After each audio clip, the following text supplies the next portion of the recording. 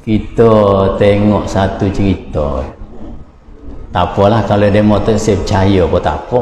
Lagi buka tengok di dalam Hasyiah Amir ataupun dalam kitab Abdus Salam.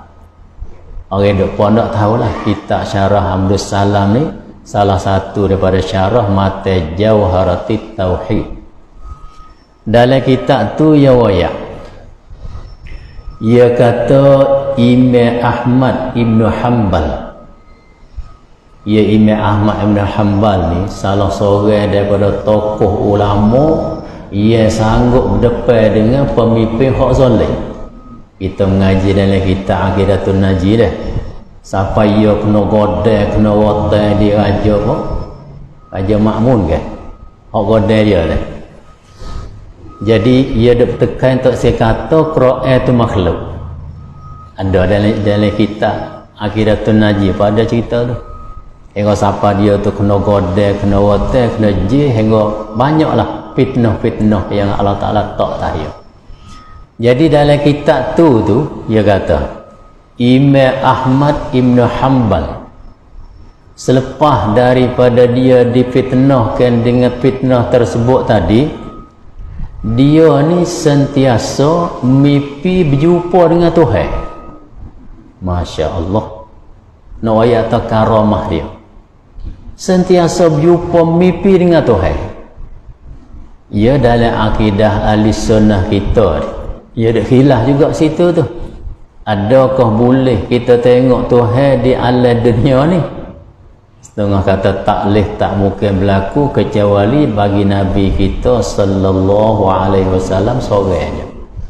Ada pun orang lain tak mungkin berlaku. Hak kata gitu tu tak mungkin berlaku di mana? Di alam yaqazah. Ada pun di dalam alam mimpi, hak tu dia kata mungkin berlaku. Agak kita ikut tu lah, kita ikut hak orang kata boleh berlaku tu.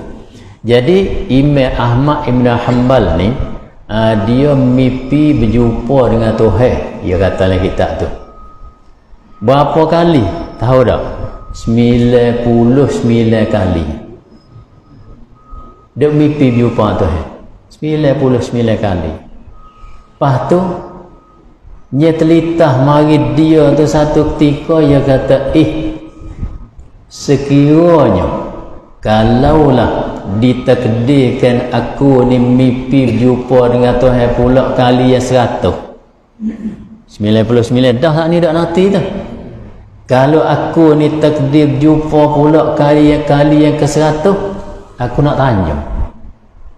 Ya ayat lah kita tu. Ahmad Ibn Hanbal kata aku nak tanya. Nah, aku nak tanya ya. Nak tanya katakan nak tanya saja. Ayyul amali afdalu ya Rabbi. Aku nak tanya gitu.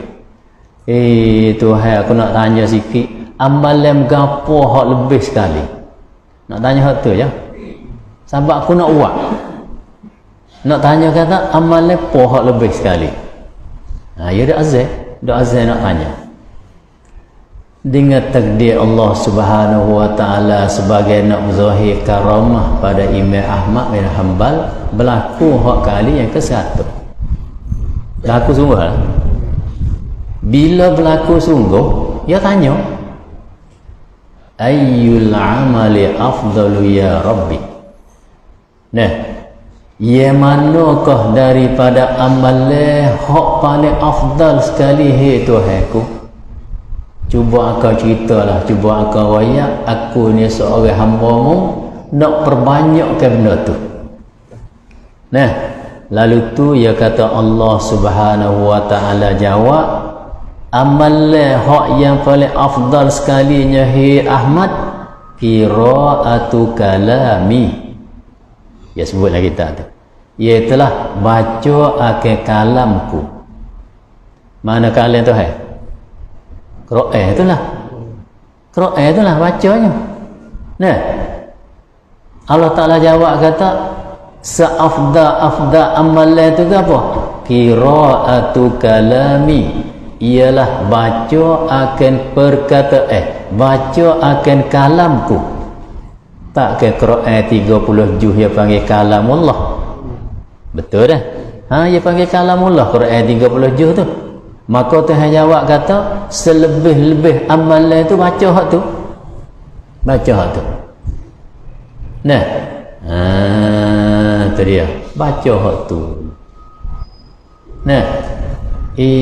Imam Ahmad duk sekir lagi weh. Nak tanya sepatah lagi, Nah. Ia tanya kata, ya Allah, aku tahu dah. Jawab pada engkau saat ni, baca kalam engkau itulah selebih-lebih amalan, selebih-lebih ibadat. Nah, nak tanyanya so lagi. Baca tu dalam bentuk kita reti faham ke atau tak reti? Apa dah tu? Baca saat ni tu baik dua bahasa. Satu kita baca, lepas tu kita reti faham, reti makna, reti tujuan. Nah. Tu dia. Satu. Yang keduanya kita baca tapi tak reti. Tak reti maksud, tak reti makna, tak reti maksud, tak reti tujuan.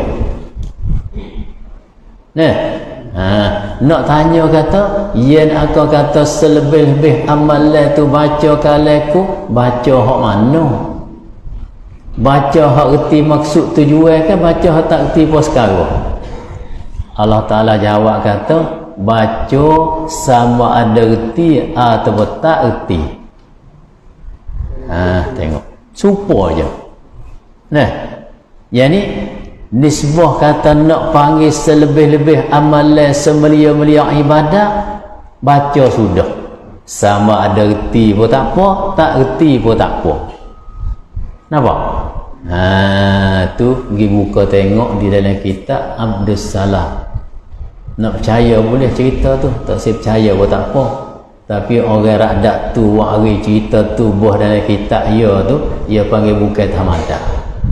Bukan tamada lah. Nah, sawa'un kanat bil fahmi amla, dia kata itu. Sama saja baca saat ni itu dengan jalan faham atau dengan jalan tak faham. Maksud ayat ni Tuhan duk cakap lagu ni nak kok mana, kau tak erti dah.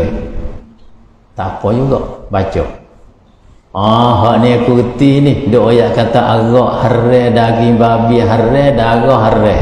Hak ni aku erti. Tak apa juga. Arti naknya betul baca. Nak baca je. Reti tak reti, hak tu suku hira. Lepas tu kalau kita duk takut, aku nak baca, takut tak kena lama, kena laknat di Quran. Kita halih sikit kosak kita, aku baca ni tujuan kosak nak belajar. Nah, maka kita harap Tuhan tak ambil salah lah. Apa-apa pun kalau kita buat kosak nak belajar, Tuhan tak ambil salah. Tu dia. Lepas tu takut so lagi lah. Tuhan kata lah, mu ni tak pandai lagi nak baca kalam aku. Baru duk kosak nak belajar, Tuhan nak masuk lubang kubur dah. Lepas tu kita akik tangan lah. Ya Allah, ni aku jauh halah kemu. Nah, tak apalah walaupun nak masuk lubang kubur dah pun, aku tak boleh tinggal daripada kalam. Kok mana-mana aku nak belajar juga. Hak lepas dah tu, maaflah kat aku dan bukalah mata hati perut pada aku ni, mudah cara aku nak baca kalam. Ya kena pergi kot tu baru labah.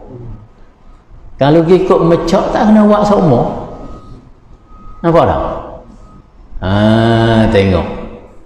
Lepas tu kok ada hak masa reti tajwid sebuah salah kok kampung kita. Mu baca lagu tu tak kena. Laknat di Quran tak padan ni lah. Kita pun terkelak. Tak wani nak baca. Jangan kita pakai kaedah tu. Pakai kaedah tu tak kena buat apa. Dah gitu. Kita kena pakai kaedah. Benda payah kita buat tapi kosak nak belajar.